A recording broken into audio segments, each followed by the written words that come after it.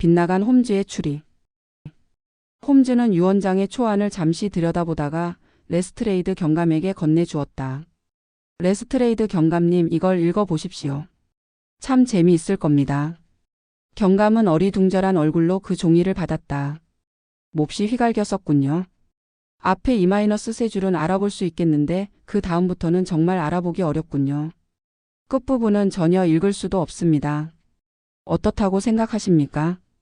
홈즈 씨의 생각은 어떻습니까? 이것은 기차에서 쓴 겁니다.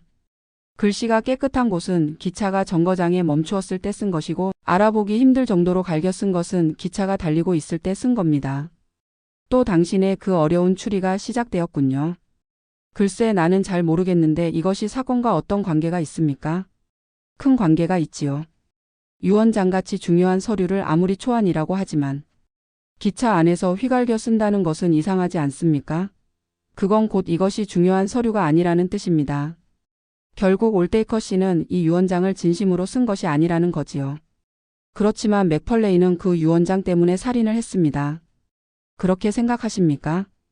그건 너무 당연한 사실입니다. 홈즈 씨, 여기에 한 청년이 있습니다. 그는 어느 날 어떤 노인이 죽으면 유언장에 따라 막대한 재산을 물려받을 수 있다는 것을 알게 되었습니다. 그 청년은 어떻게 할까요? 그는 아무에게도 알리지 않고 그 노인의 집으로 갈 겁니다. 그 집은 노인과 가정부만이 살고 있습니다. 청년은 가정부가 잠들기를 기다렸다가 노인을 죽이고 시체를 나무더미로 옮겨서 불을 질렀습니다. 그리고 자신은 근처 호텔로 가서 묵었습니다.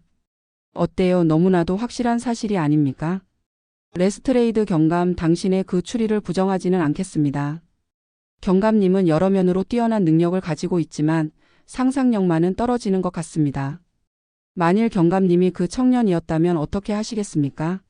유언장을 작성한 그날 밤에 바로 상대방을 죽이겠습니까? 그렇게 한다면 곧 자신이 범인이라고 의심을 받게 될 겁니다.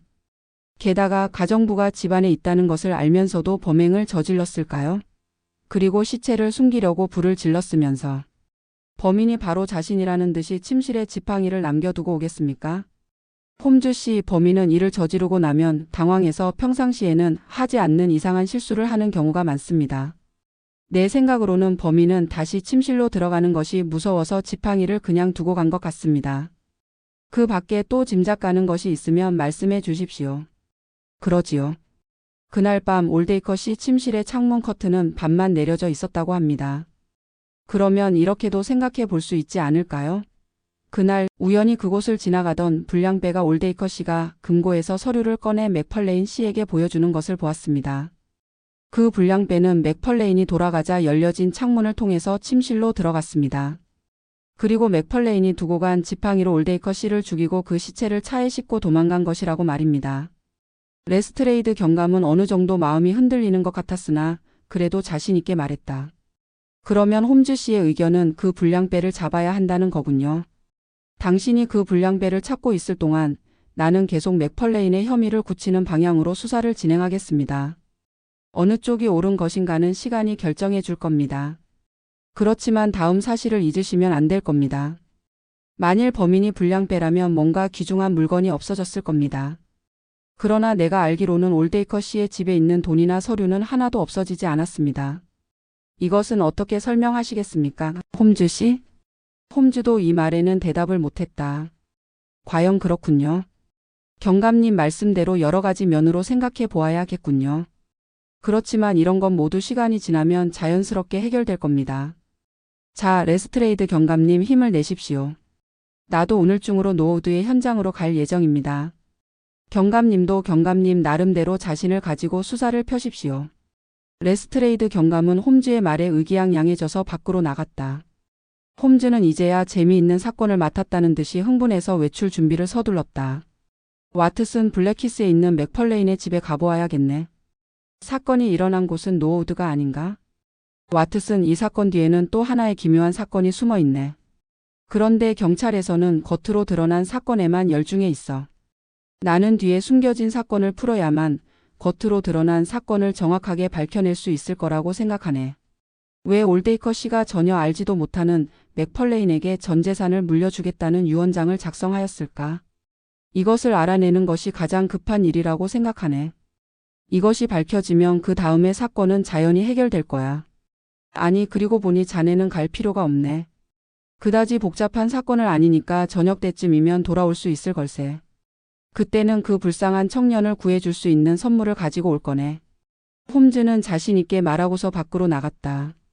그런데 밤늦게서야 돌아온 그의 얼굴을 보고서 나는 그가 아무것도 알아내지 못했다는 것을 금방 알 수 있었다.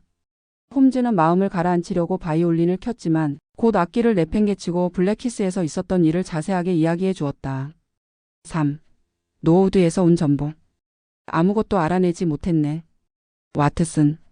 레스트레이드 경감에게는 큰 소리를 해놓았지만 아무래도 이번만은 그의 생각이 옳은 것 같네. 내가 왜 그렇게 터무니없는 생각을 했는지 모르겠어. 내가 블랙키스에 있는 맥펄레인의 집을 찾아갔을 때 그의 아버지는 맥펄레인을 찾으러 나갔고 집에는 그의 어머니만 있었네. 어머니는 불안과 걱정으로 몹시 흥분해 있더군. 그 부인은 맥펄레인이 살인을 할 사람이 절대 아니라는 말을 몇 번이나 되풀이했네. 그리고 맥펄레인의 어머니에게서 올데이커 씨에 대해서 깜짝 놀랄 만한 이야기를 들었네. 그 남자는 사람이 아니라 성격이 나쁘고 교활한 원숭이에요. 젊었을 때부터 그랬습니다. 하고 말하더군. 올데이커 씨를 젊었을 때부터 아셨습니까? 하고 내가 물어보니 예, 잘 알고 있었어요. 그는 나에게 결혼을 신청한 일도 있었지요. 지금 생각해보면 그런 사람과 결혼하지 않은 것이 정말 잘한 일인 것 같아요. 비록 평생 가난하게 지낼지라도 말이에요. 나는 그와 약혼까지 했었지요. 그런데 어느 날 고양이가 새를 잡아먹는 것을 보고 싶어서 고양이를 새장에 넣어둔다는 그의 이야기를 듣고는 곧 약혼을 취소해버렸어요. 그런 잔인한 사람의 얼굴을 다시는 보고 싶지 않았거든요. 그리고 그 부인은 옷장 서랍에서 무엇을 꺼내왔네. 그건 엉망진창으로 칼자국이 나 있는 사진이었네. 내가 젊었을 때 사진입니다. 올데이커는 이것과 저주의 글을 내 결혼식 날 아침에 내게 보냈어요. 아주 잔인하고 나쁜 사람이지요. 그러나 지금은 잘못을 뉘우치고 당신의 아드님에게 전 재산을 물려주겠다고 하지 않았습니까? 하고 나는 물었네. 그러나 부인은 그에게서는 단돈 한 푼이라도 받고 싶지 않습니다. 라고 퉁명스럽게 대답하는 거였네. 그 부인은 아직도 올데이커 씨를 무척 미워하고 있었네. 경찰에서 이 사실을 알게 된다면 맥펄레인이 올데이커 씨를 죽였다는 것이 틀림없을 거라고 단정지어 버릴 걸세. 나는 거기에서 노우드로 가보았네. 올데이커 씨가 살고 있었던 별장은 현대식으로 지은 꽤 큰 건물이더군.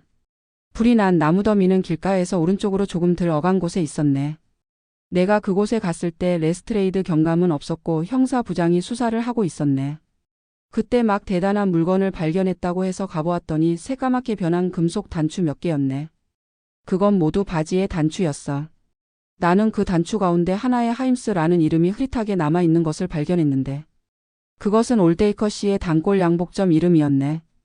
나는 무슨 발자국이라도 발견할 수 없을까 하고 잔디밭 주위를 조사해 보았으나 요즘 계속된 가뭄 때문에 땅이 바짝 말라 굳어 있었네. 단지 뭔가 큰 보따리 같은 것을 나무 더미가 있는 곳까지 끌고 가서 낮은 울타리를 넘어간 흔적이 있었을 뿐 그 밖에는 아무것도 발견되지 않았어. 뜨거운 햇볕 아래에서 1시간 정도 잔디밭 주위를 살펴보았지만 경찰이 주장하는 것이 사실이라는 것을 뒷받침이라도 하듯 아무것도 나오지 않았네.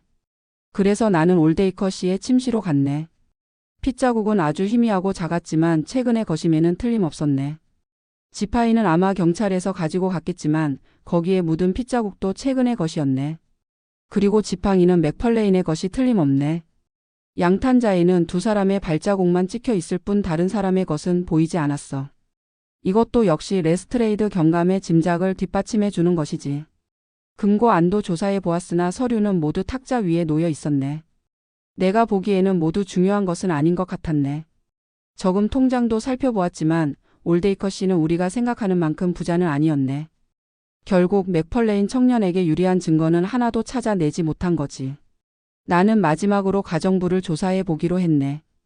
가정부 렉싱턴은 몸집이 작고 얼굴이 거무스름하며 말이 적은 여자였네. 나는 그 여자를 보자마자 왠지 수상하다는 느낌을 받았어. 그래서 내가 질문을 하자 맥펄레인이라는 젊은 손님은 9시 30분쯤에 응접실로 들어갔지요. 저는 11시 30분에 잠자리에 들었어요.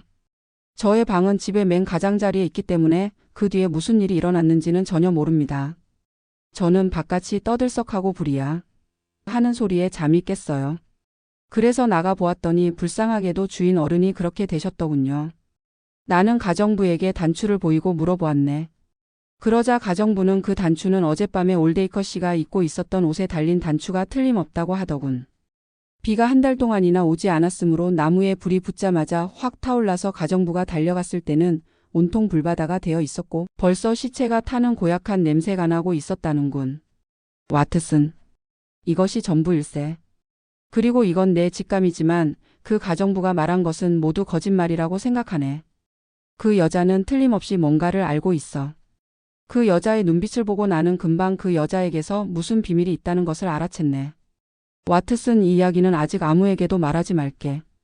이번 노워드 사건은 아무래도 내 힘으로는 어려울 것 같네. 그러면 순진하고 착한 맥펄레인 청년은 어떻게 되는 건가? 겨우 한 번 보고 나서 어떻게 순진하고 착하다고 단정지을 수 있겠나?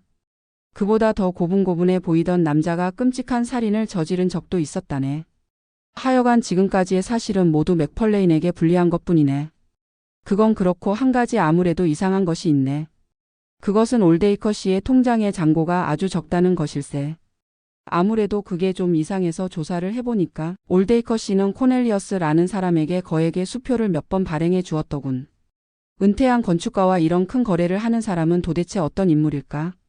게다가 올데이커 씨는 그런 거액을 지불하면서도 그 상대방에게서 영수증 한 장 받지 않았네.